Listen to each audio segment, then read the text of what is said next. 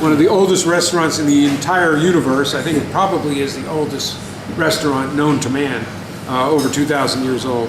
So we are here to show that the Jews have been in Jerusalem for 3,000 years and in Jerusalem for 3,000 years, and we are not going to leave Jerusalem for the next 3,000 years. John Kerry made a most irrational speech in the last week of the year.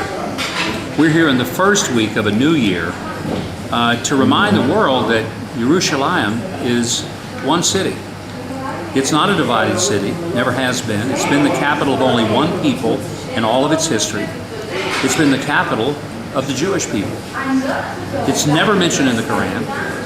It's never been the capital of any other people in all of its time and existence. And for anyone to suggest that somehow it ought to be carved up would almost be like taking the baby before Solomon all over again.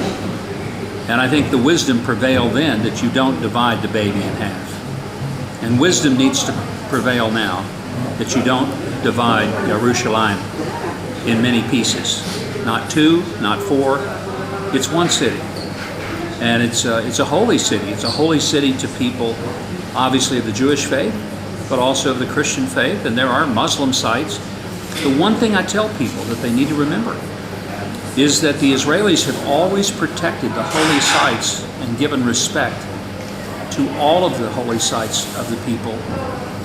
Can you imagine that that would be true in Tehran?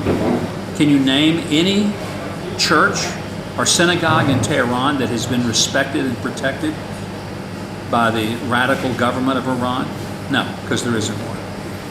And so John Kerry making the statement, which was foolish, to say that Israel can either be a Jewish state or it can be a democracy, but it can't be both.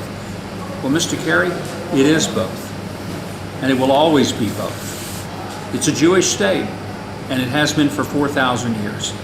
And it's a democracy. And he only needs to come and see how people here in this country not only elect their officials, but how they scream at them. The greatest sign of freedom of speech is that you can criticize your government and not be put in jail or killed for it. There are many places in the world that if you criticize your government, you'll never be seen or heard from again.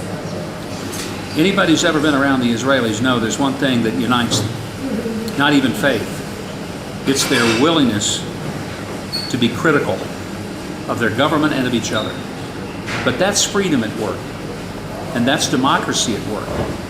And so, yes, Mr. Kerry, Israel is a democracy, but it's also a Jewish state.